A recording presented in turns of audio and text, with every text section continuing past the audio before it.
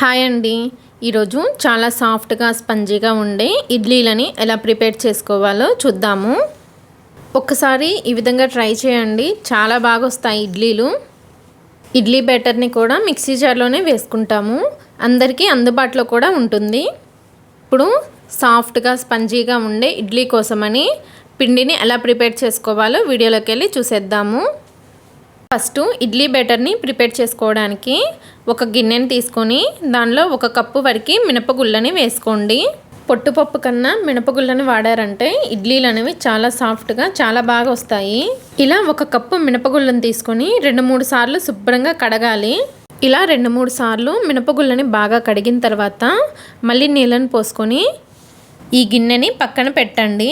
ఇప్పుడు వేరొక గిన్నెని తీసుకొని దానిలో రవ్వని కూడా నానపెట్టాలి.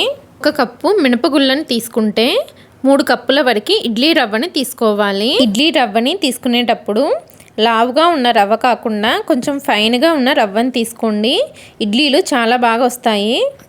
3 కప్పుల వరకు ఇడ్లీ రవ్వని తీసుకున్న తర్వాత ఇడ్లీ రవ్వలో కూడా నీళ్లు పోసుకొని 3-4 సార్లు శుభ్రంగా కడగండి. ఇడ్లీ రవ్వని శుభ్రంగా కడగకపోతే ఇడ్లీలు అంత టేస్ట్గా ఉండవండి.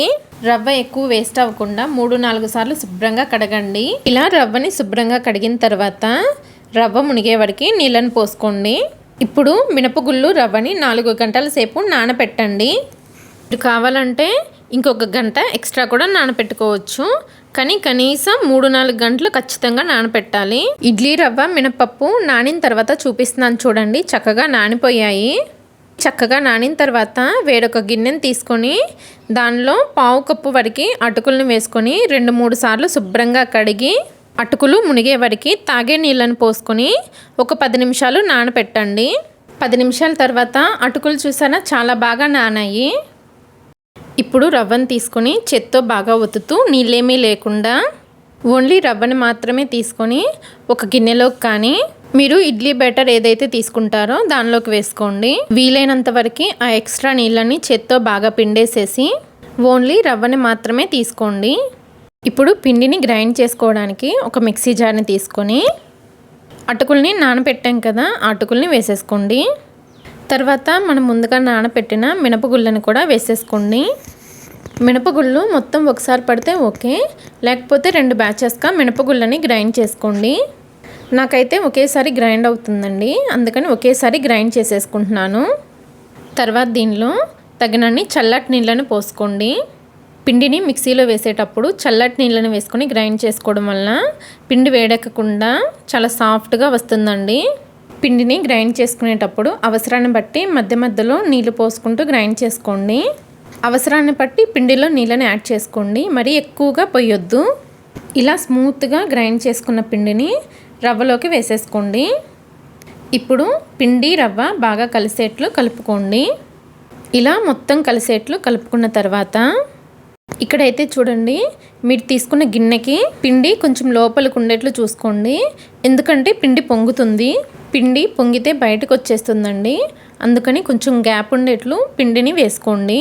ఇప్పుడు 8 నుండి 10 గంటలు పిండిని పులియనివ్వండి, పక్కన పెట్టేసేయండి. ఇక్కడైతే నేను ఓవర్నైట్ పక్కన పెట్టేశాను, నెక్స్ట్ డే మార్నింగ్ చూపిస్తున్నాను పిండి ఏ విధంగా ఉంది అనేది. చూసారా ఎంత చక్కగా పైకి పులిసిందో.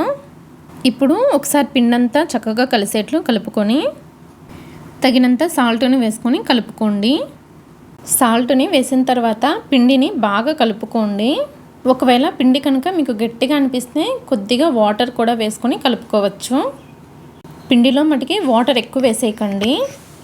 వాటర్ ఎక్కువ అవ్వడం వల్ల ఒక్కొక్కసారి ఇడ్లీలోకి వాటర్ ఎక్కువ వెళ్ళిపోయి ఇడ్లీ వాటర్ కలిసిపోతాయి. ఇలా అవ్వడానికి మెయిన్ రీజన్ ఏంటంటే పిండి అనేది బాగా లూజ్గా ఉందని. పిండి లూజ్గా ఉంటే పైకి నీళ్ళు వచ్చేసి ఇడ్లీ వాటర్ 2 మిక్స్ అయిపోతాయి. కాబట్టి పిండిని వీడియోలో చూపించిన విధంగా కలుపుకోండి. ఈ విధంగా కలుపుకున్న తర్వాత ఇప్పుడు ఇడ్లీ ప్లేట్లని తీసుకోండి.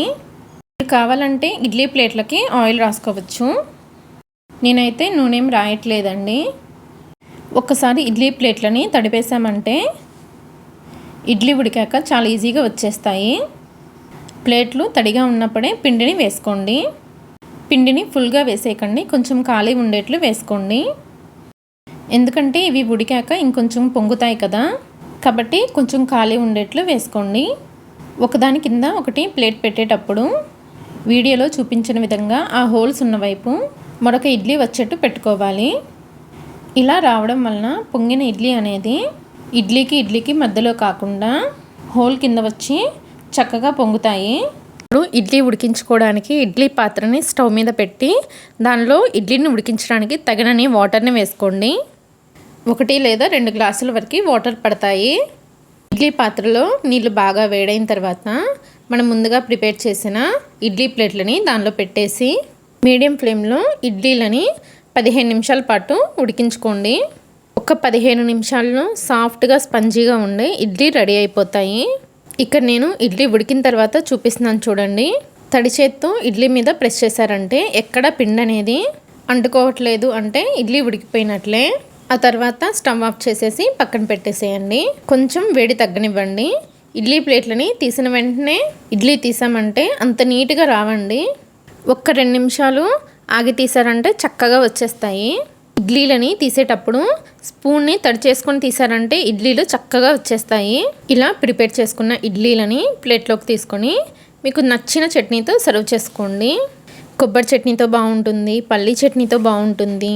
చూసారు కదా చాలా సాఫ్ట్ అండ్ స్పంజీ ఇడ్లీని మిక్సీలో వేసిన పిండితో ఎలా ప్రిపేర్ చేసుకోవచ్చో తప్పకుండా మీరు కూడా ట్రై చేసి మీకు ఎలా వచ్చిందో కామెంట్ సెక్షన్లో కింద కామెంట్ చేయండి.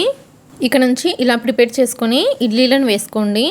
ప్లేట్లు లాగించేస్తారు, అంత బాగుంటాయి. ఈ simple tasty spongy idli recipe కనుక మీకు నచ్చినట్లయితే మీ ఫ్రెండ్స్కి రిలేటివ్స్కి తప్పకుండా షేర్ చేయండి.